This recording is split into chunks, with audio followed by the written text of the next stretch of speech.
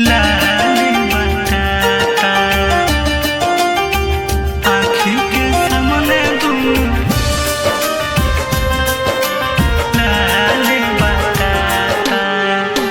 होता पंचायत दुआरा पर भाई भाई अलगियाता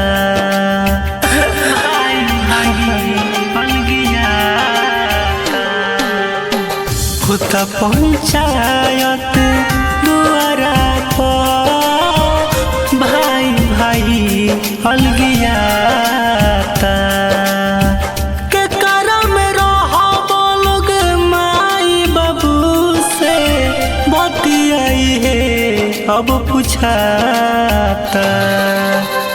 माई बाबू के लागे अब करे जावे बाटाता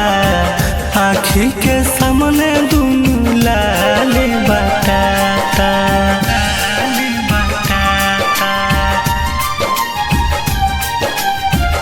आँखी के सामने दुनू लाली बताता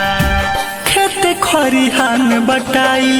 फसल वो बटाता आंगना दुआर बटाई बटुल वो बटाता आंगना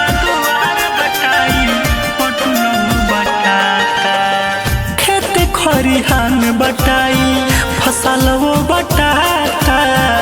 आंगना दुआर बटाई पटुल वो बटाता एक गो घरावा में दूगो दुआरिया देखब खोलाता माई बाबू के लागे अब करे जावे बाटाता आँखी के सामने दुनू लाली बताता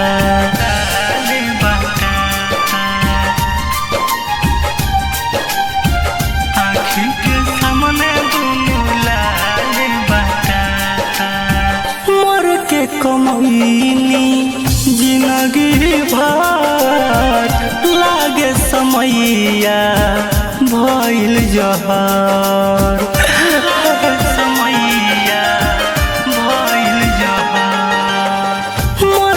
कमैनी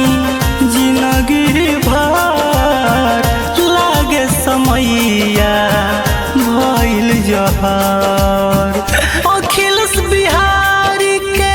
दुनिया देखा साचो में लुटाता